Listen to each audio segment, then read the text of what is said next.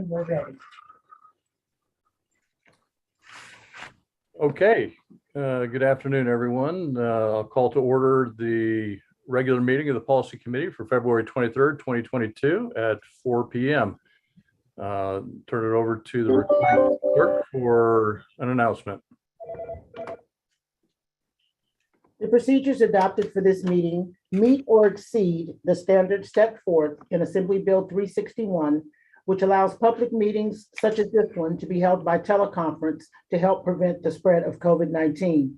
At this time, I will conduct roll call and would ask the chair to recognize me afterward to confirm certain matters for the record. Chair Armstrong. Here. And serving as alternate today, Mayor Hudson. Here. Thank you. Recognize the recording clerk again. Based on the responses to roll call, the record should reflect that all committee members can hear the proceedings clearly. If there are no objections, the record would also reflect that each committee member believes, based on voice or facial recognition or otherwise, that the persons representing themselves as council members are in fact council members. Yep. Good. Seeing no objection, I will turn the meeting back over to the chair with a reminder that all votes must be taken by roll call. Okay, thank you. We'll go on to item number 2, announcements. If you wish to speak under public comment or regarding an agenda item, please click the raise your hand button on your computer or *9 on your telephone to request to speak when public comment is being taken on an agenda item. You'll then be unmuted when it's your turn to make your comment for up to 3 minutes. After the allotted time, you will then be remuted. At this point, this time, I'd like to open up public comment. Do we have any public comment? Yes, we do. Bear with me one moment. I will let them in.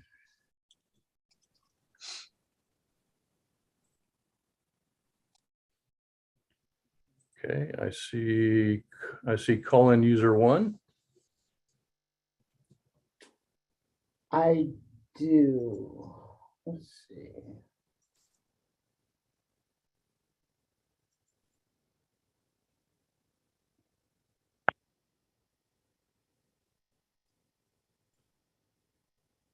Hi, can you hear me? Yes, we can hear you. Okay, all right. Today, the functioning of the Zoom is a little bit odd, but thank you for allowing me to speak. I would like to share with the council members who are chairing the policy meeting that there is a Senate bill in California sponsored by Senator Dave Cortese and in conjunction with Assemblyman Evan Lowe, and they're trying to tweak the Brown Act, which I absolutely object. And I would like to share with the policy council members why I think so. Our government is a democratic republic. We pride ourselves as a government that allows our residents, our citizens to have the civil rights to duly address grievances or concerns or suggestions to our government. If AB 1100 should pass, what happens is that you guys will have the sole discretion to determine whether I am being unruly or disruptive in a meeting.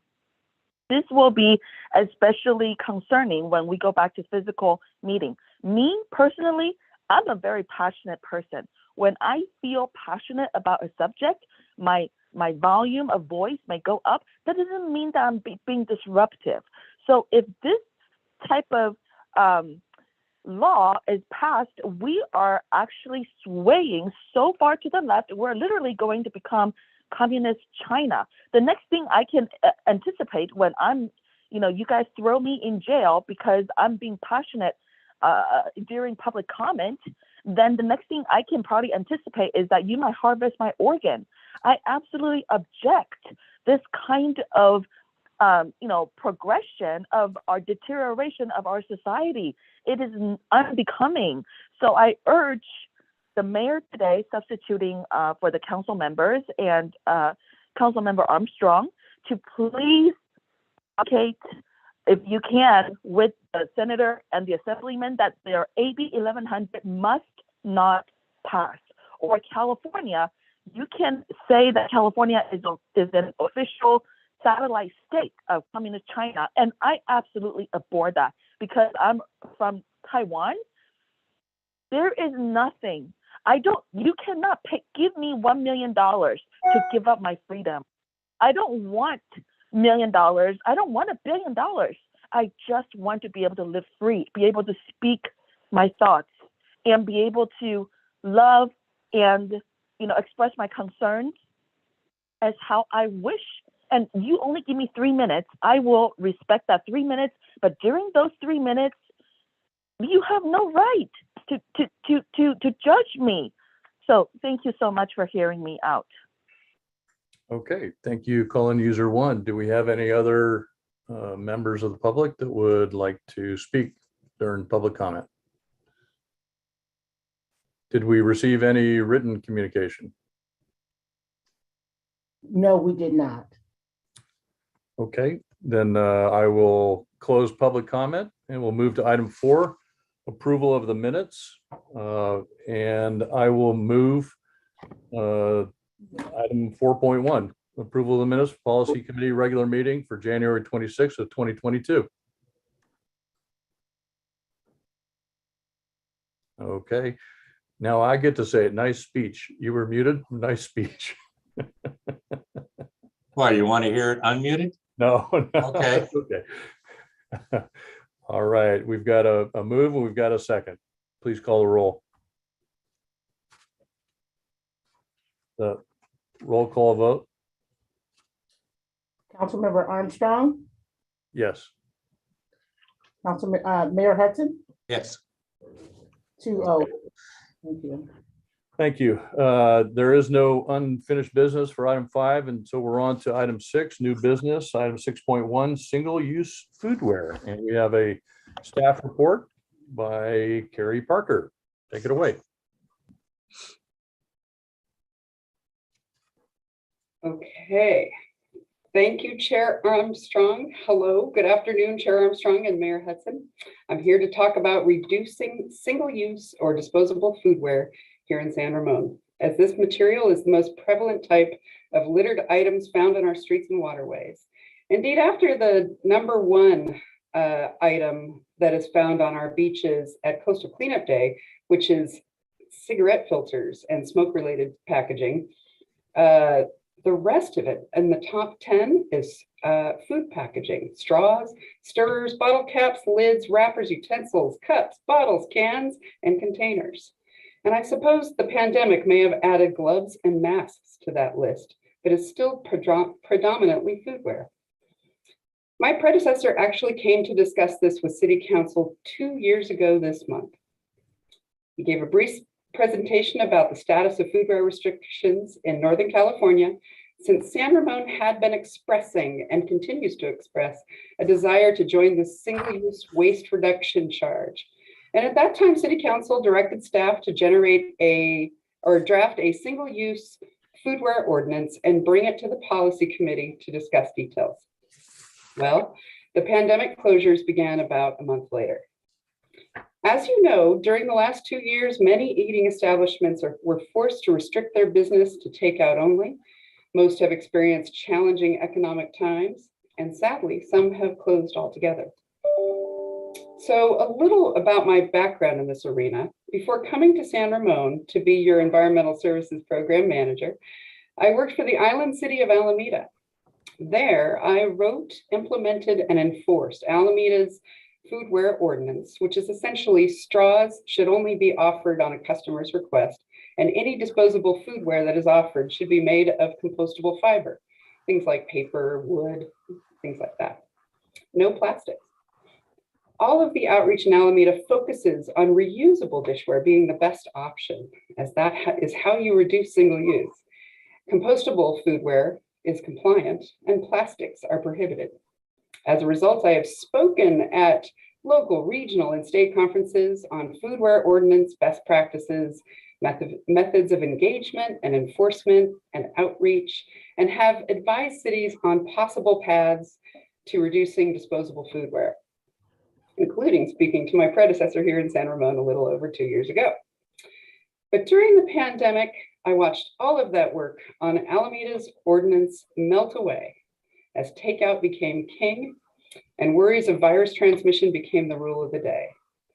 Let me start my presentation. Okay, so in considering this, and in light of the pandemic, San Ramon single-use policy, what should it look like? Now, I want to keep in your mind that the mission for us is to reduce single-use foodware, reduce that litter.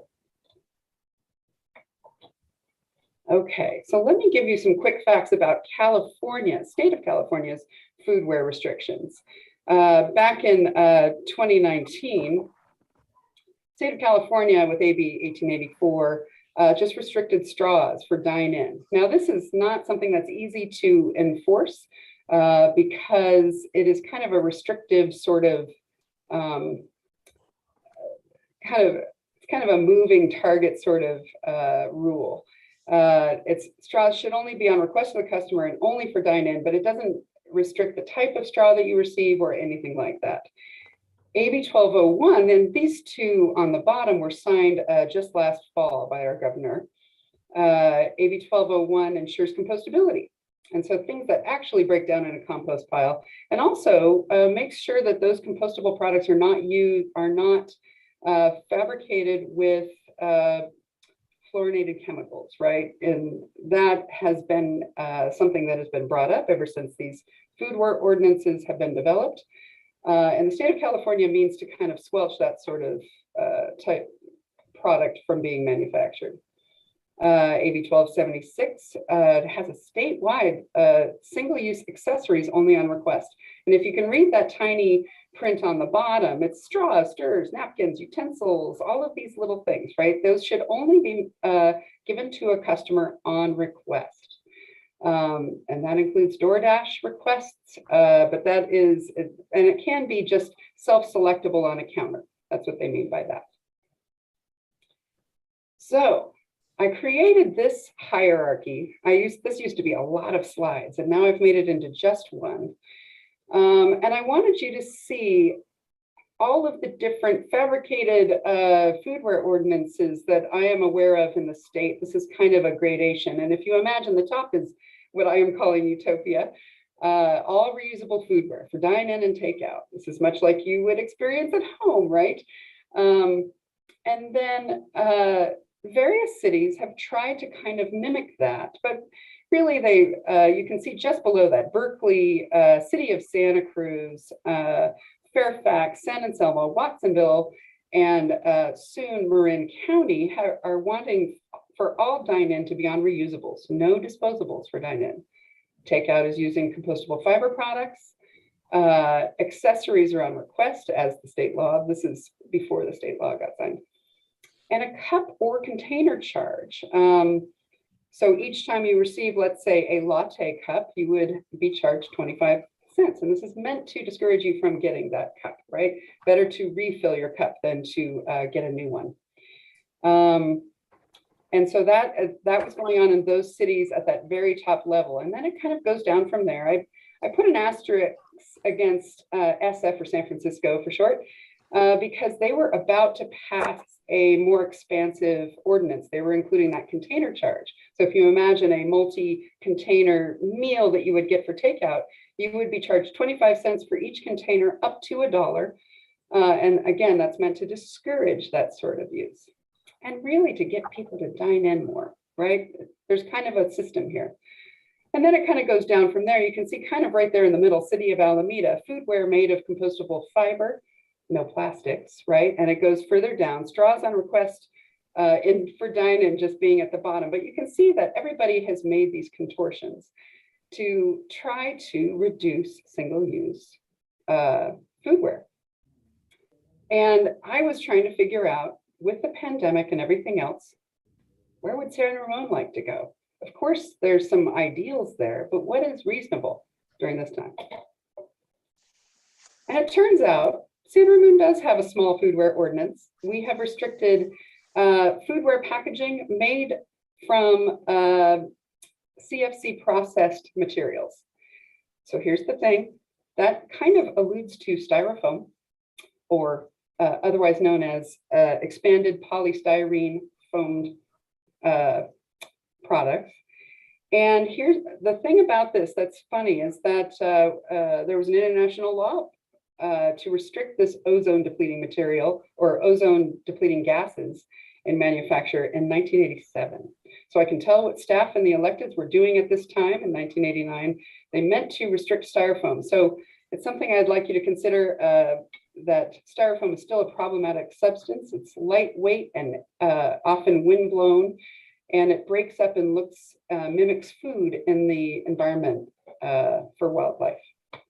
Something to consider. Okay, and I want to talk about the problems with ordinances. This is something I was considering over a year ago because we're in the midst of a pandemic, right? I say here, County of Santa Cruz and City of Alameda had fully implemented and enforceable foodware restrictions, right? I was in the midst of that. But as the pandemic had kind of locked everything down, there was not much to do there. There were several, as I've mentioned before, several cities that had ordinances on the implementation plan, but not fully implemented and not fully under enforcement, right? All of that has stalled because of the pandemic. So as I say, and number one, the pandemic has really affected this, and it has affected business successes, business profit margins, all of that stuff. And as I said earlier, some businesses have closed. The other thing that was an unintended consequence of this was the staff time spent on compliance and enforcement. So my experience in Alameda is that I would receive a complaint about a restaurant. I would have to go check that restaurant for compliance, take a picture of the offending product. I would then write a letter to that restaurant. Hey, you got to change it out. And then I would maybe get another complaint and write another letter.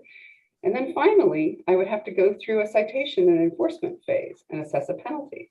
And that would range from $250 to $500 to $1,000, that sort of thing. The first tickets I had written for that were kind of shut down by the pandemic. It was going to go out to coffee, big coffee, I want you to imagine, and one boba shop. And so it kind of was this chasing after a few restaurants for the good of many. And so number three, the desired government role. Do you want that sort of attention on our businesses here in the city of San Ramon? It's just something to consider. So let me see, I gotta move this around a bit. So our mission still, reducing single-use foodware. What we can do is we can draft an ordinance. We can choose our restriction path, what materials we want to restrict. Do we want a cup charge, container charge? Do we want to require dine-in on reusables? We can start enforcement 1 year after the effective date, which is fairly typical in these sorts of ordinances, on an administrative citation enforcement schedule. Or we can choose implementation dates and milestones that are several years out. Or, and this has been my thought for over a year now, no ordinance. We instead extol and celebrate businesses that are using reusables, or using reusables where they can, compostable fiber where they cannot, right? Paper packaging for when it's takeout. That they ask you if you want utensils, because they assume you probably have them at home and that you will eat this food at home. Any sort of way that they are saying, hey, we're not going to give you that single-use thing because you might not need it, that would be fantastic. We would celebrate those, we would promote them. We might give them a window cling saying they are a trash-free San Ramon restaurant. We can also demonstrate cash savings by going to reusable, because it costs money to purchase, store, deliver, and trash disposable foodware, right? It may be on the restaurant, it could be on the public if it goes into a public litter can, and something to consider about that. It's cheaper to use reusables. Rethink Disposable is an organization developed by Clean Water Action, Clean Water Fund that can demonstrate cash savings by going to reusables. And in fact, we have an example here in San Ramon that I'll show you later. And so I would like to instead create an excitement around trash-free San Ramon. And instead of penalizing restaurants, I would want to talk to the public about their disposable foodware habits and find ways to kind of limit those in any way that they can, anywhere that they find is possible. So if we go this no ordinance route, some sort of council declaration or proclamation that we wish to be a trash-free San Ramon, that we wish to reduce single-use foodware, and that we would roll out this outreach to businesses and residents. And I have a bunch of plans about how to get student engagement on something like this, because they are some of these consumers that really love, let's say, boba tea.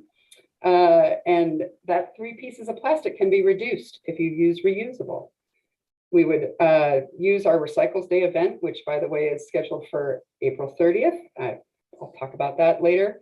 But we could do some sort of outreach at that event or in the outreach of the event. And so we would support businesses instead of penalize them.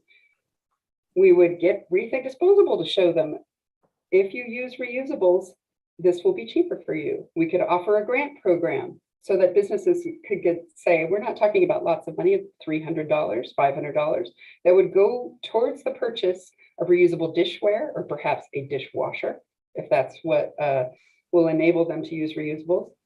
We can evaluate our results and give a status update to council in a couple of years, see how that goes. The one Rethink Disposable restaurant here in San Ramon is Shish Grill. And Shish Grill, you can see the top picture and the bottom picture, they went from styrofoam cups and a plastic sauce cup to reusable glassware, plasticware, and water cups and sauce cups. The owner, Ms. Anand, spent only almost $80 of her own money, but she saved herself $974 in that first year of using this new system. We spoke with her recently, and of course, during pandemic, she has gone way back towards the single-use problem that she had initially, but slowly she's been reintroducing reusables into her business again. And the last step is cups. The glasses that you see right there. And she says a lot of her challenge was to having a dishwasher actually run the dishwasher so that she would have enough cups. But she's been getting a lot of applications, and she expects that that's going to go well in the future. But this is a great demonstration of how one of our businesses is already doing this. And she is eager to talk to other businesses about her successes. This is an outreach example. This, of course, is from City of Alameda. And so it resembles what I told you earlier of kind of promoting, even though it was not part of, the reusables were not part of the law, it was how we focused on reducing those disposables. Disposable fiber was compliant and plastic is prohibited. And then this idea of the non-ordinance and the demonstration of reusables, we've been thinking about what this might look like, a window clanger, a sticker, or even reusable cups that might have this emblem on it. But this is how we would go towards a trash-free San Ramon, that this would be an emblem received from the city to a restaurant that had done any of these efforts. So Shish Grill would definitely be in line for one of these. And that is my presentation. Do you have any questions? Okay, thank you very much for that. Let me turn it over to Mayor Hudson for any questions you might have before we open it up for public comment. And I don't have questions, some comments afterwards. okay. So I'd just say, it seems like you put an awful lot of time in there. Have you also been talking to ACI, or I think we still have Compost for the Republic? Because I think that's part of what we contracted them with to get to 90%. And have you, you're on mute. Yes, definitely have talked to them about this. This was part of, I think you may have seen as the attachment on the report, Yeah. That it was part of, they were hoping that the city would pass an initiative like this, because then we could reduce these sorts of single-use plastics specifically. Much foodware, I'm going to say most, 90% of foodware, clean or not, is not very recyclable. And so that's the recycling option. And you're right, Republic receives our compost, and they do not really want any of the single-use foodware that we call compostable. The plastic stuff is not compostable, even if it says right on it that it is. I didn't see coffee cups in there, Carrie. I mean, it's not plastic, is it? Or is it plastic? Or is that porcelain stuff we have count? Or the porcelain stuff, if it's reusable, this is perfect, right? This is what we'd like to see, because then it's going to take longer to hit that waste stream. Okay. And so, well, Starbucks already has it anyway, so it's not like it's not doable. I'm just that's self-interest for the addict that has to have his coffee every morning. Understood. I am one of a similar addict, but I use my reusable cup, and the paper cups that are Starbucks cups are reasonably compostable, but they have a lining on them that is made of a polymer so that it doesn't leak out onto your hand when you're holding it. And that is not welcome in the compost. But they had a program where you can bring back the reusable when they sell you. Yes. And you know, I think along those lines is kind of what you're also. Anyway, that's enough questions. I'll wait till after public. Yeah. All right. Well, I got a couple, Carrie. Yeah, it's really on the same subject here. The expanded polystyrene. I mean, that is a recyclable material. It can be recycled. No. I know you're shaking your head, but I've seen it done. So maybe ACI doesn't do it, but it can be done. So there's what I think I'm hearing you say is that ACI has no intention of ever trying to recycle that. It is a problematic material for recycling in that I want you to imagine that our commodities are baled up and sold, right? Styrofoam is a very lightweight commodity, and a bale would be a very lightweight thing. Putting that on a truck to be meaningfully recycled somewhere else is just not realistic. There are some places that do recycle Styrofoam, and they make them into building materials and things like that. But there are very few places where you can take Styrofoam to be meaningfully recycled. Okay. And no, we don't have it in our program, and there's not many municipal programs that include Styrofoam. Okay. All right. This doesn't work very well. Yeah. My other question was who else you might have talked to. For example, have you talked to anyone from the Chamber of Commerce or any other local restaurant owners? You talked to Shish Grill, but any other owners or managers to kind of get a feeling for the impact of some of these options that are being presented to us? We haven't yet. I think I wanted direction from the policy committee first before I did that. We talked to Shish Grill because I wanted to talk about the Rethink Disposable path for this. But our plan is to support business rather than limit them significantly. So this would be more of a marketing campaign rather than a set of penalties for the businesses of San Ramon. So I will be approaching the Chamber of Commerce with this, but I wanted to wait to see what you all thought of it first. Okay. All right. Thank you, Carrie. That's all the questions I've got. I've got some comments too, but let's open for public comment and see if we have anyone who wishes to speak on this agenda item for single-use foodware. I see, well, we had one hand, well, we've got a hand raised, calling user 1. And there we go. Hi, can you hear me? Yes, we can hear you.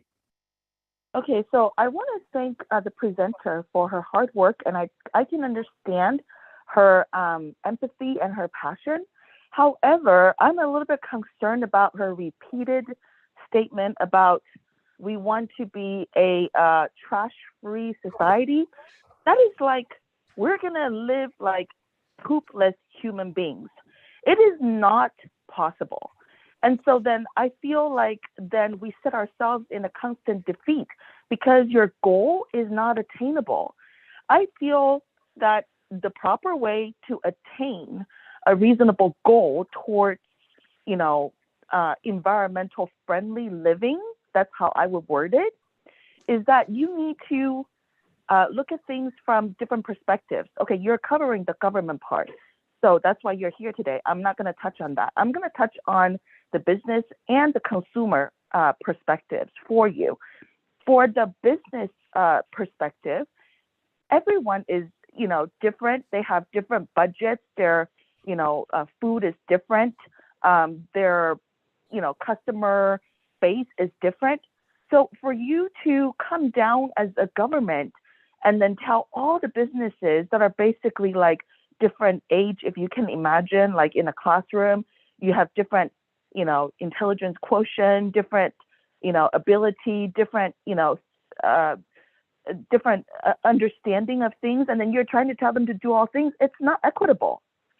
So I feel like from the government's perspective, if you want to help or encourage or actually help the business to be able to, get on your bandwagon and be successful, we are the ones who should go out there and vet the recyclable or, the ideal, one-time disposable foodware for them.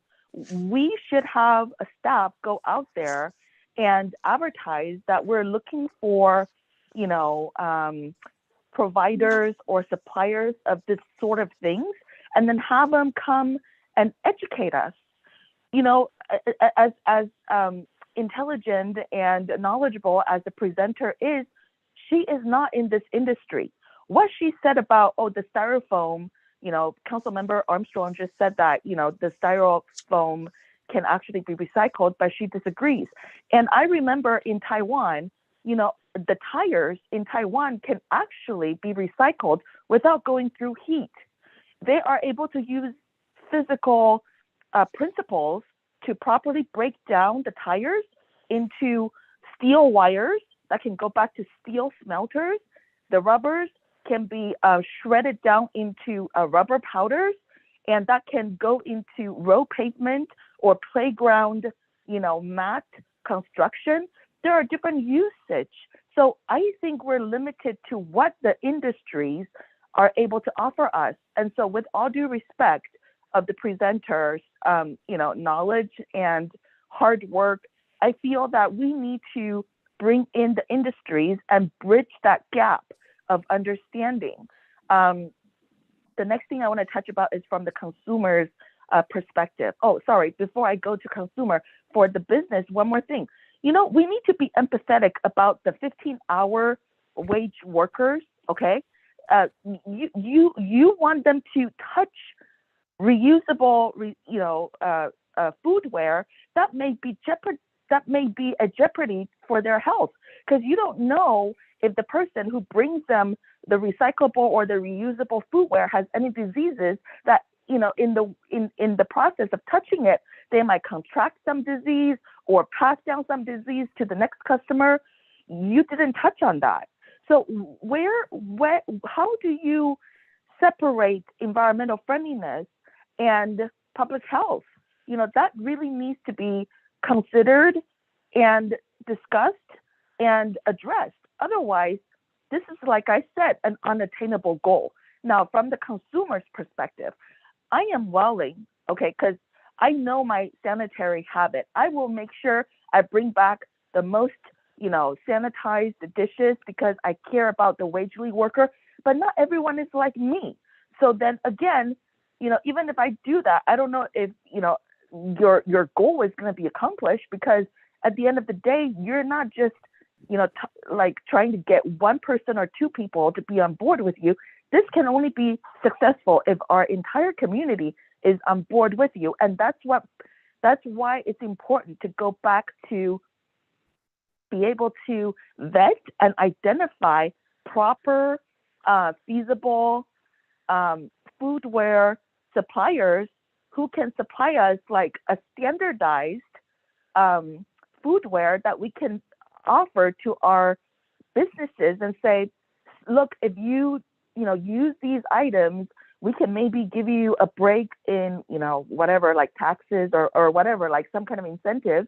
And then the consumers will feel like, okay, it's a standardized policy. We're not being discriminated. We're not going to, our public health is not going to be jeopardized. Then it's more feasible. But at this time, with all due respect, I have all the empathy. I have all the willingness to want to, get on the bandwagon with you. But I don't know how we're going to be successful together. Thank you. Okay, thank you for those comments. Do we have anyone else that would like to speak for public comment? Not at this time. Okay, then we'll close public comment, and it's up to the over to the policy committee members for discussion. And be happy to start with you, Mayor Hudson.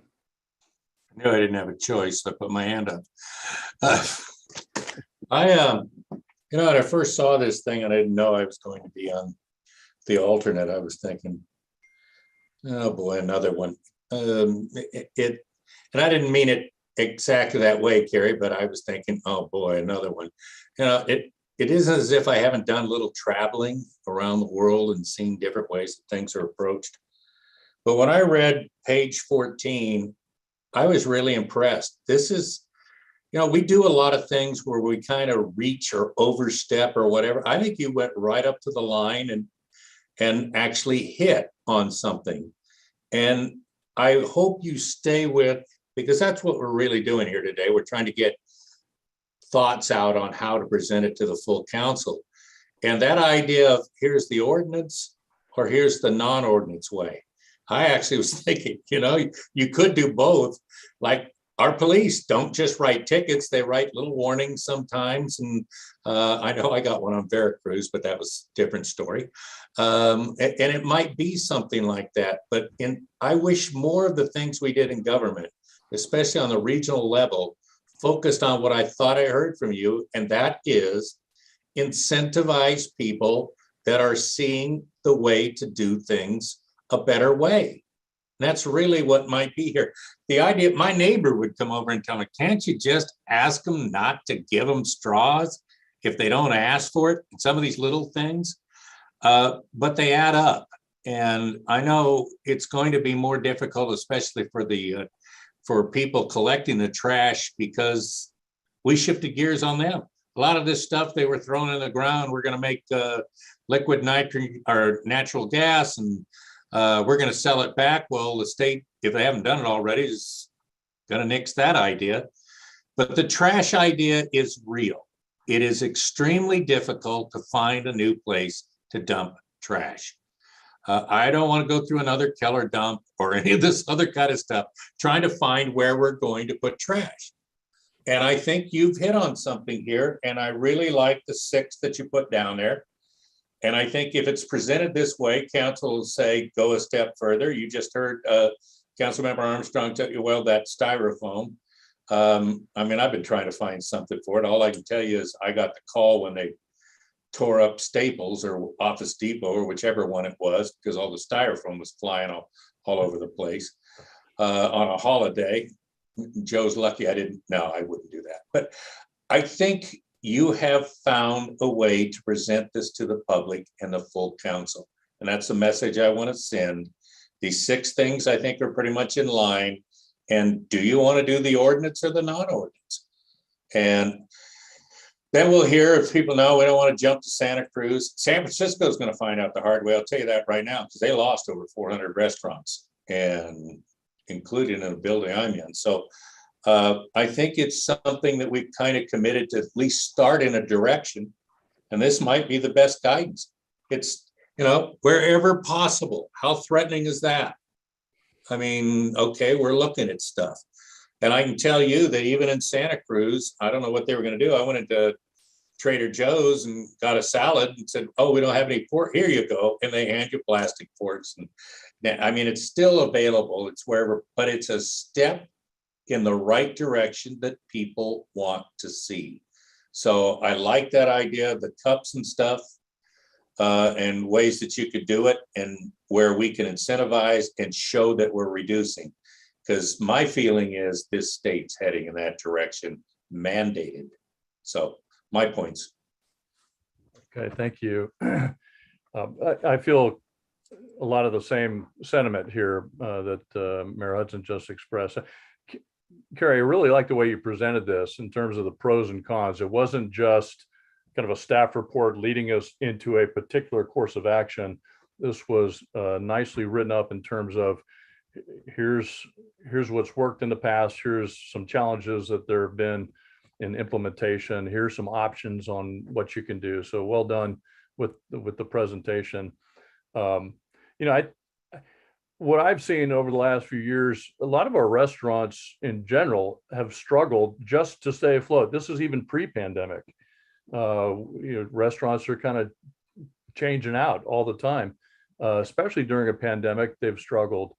So I do think we need to try to find ways to be small business and restaurant friendly. We don't have a lot of retail. We don't want to lose any retail by creating an environment where we're going to start pushing more of these types of businesses away. I would like to hear what the Chamber of Commerce has to say. I think they can be a voice, at least speak on behalf of some of these smaller restaurants, especially with the impact of going to reusable foodware. They got to get dishwashers if they don't have them, or they got to buy new utensils or dishware and things like that. There's a cost associated with that. You gave an example of how it's feasible, but not everybody can absorb those kinds of costs. So they're operating on a margin as it is sometimes. So simultaneously, though, I think I'd like to see it in our carrot approach as opposed to the stick approach that I think you're hearing us advocate.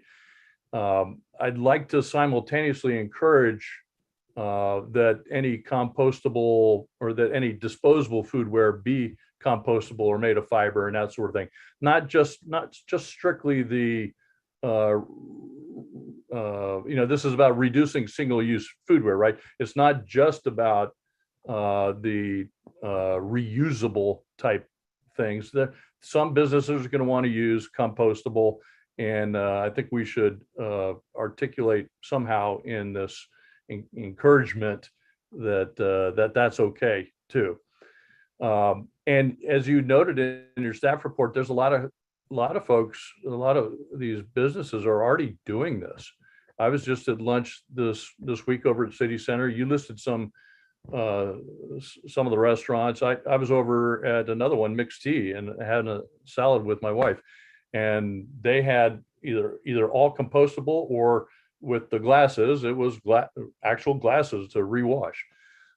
So they're doing this, and there's companies out there that are restaurants that are these I forget what you call it, but it's like the certified B corporations which are have sustainable ideas and methods and strategies and things like that. And so we should be encouraging that kind of business. And I'm also concerned about the heavy-handedness that was talked about earlier, about coming down hard, trying to enforce an ordinance and that sort of thing. I think there's a time and a place for ordinances, but I'm not sure this is it. Again, I like the carrot approach on this more than just the outright ban. It's not going to have any teeth if you don't enforce it. And in order to enforce it, as you indicated, then we might have to hire some additional staff. That costs additional money that might be better spent on other things where we get better use out of those funds. So I don't think it's a good time for businesses to be forcing them into kind of an outright ban type thing. So I like the proclamation as suggested. Maybe it can be tweaked a little bit. You had in the proclamation a reference to the expanded polystyrene ban in 1989. I think the way I read the ordinance, it really talks about the CFCs only, not so much the EPS. So we might want to look at the wording on that just to make sure we were accurate in reflecting what that Muni code says there. And then finally, I'd say, if we do kind of go forward with this kind of an approach, that where we can, let's help out these restaurants and small businesses, and maybe we can do a little bit of homework to come up with a list of vendors that provide the types of, and I'm talking about more of the compostable type foodware. I'm sure these restaurants will want to buy their own silverware and flatware and things like that of their own. But with respect to compostables, there is a list of vendors that's available of people that do this, that we can make it a little bit easier for our restaurants to do that transition as part of our outreach program. So I support kind of the direction that I'm seeing here, and I see a hand raised again by Mayor Hudson.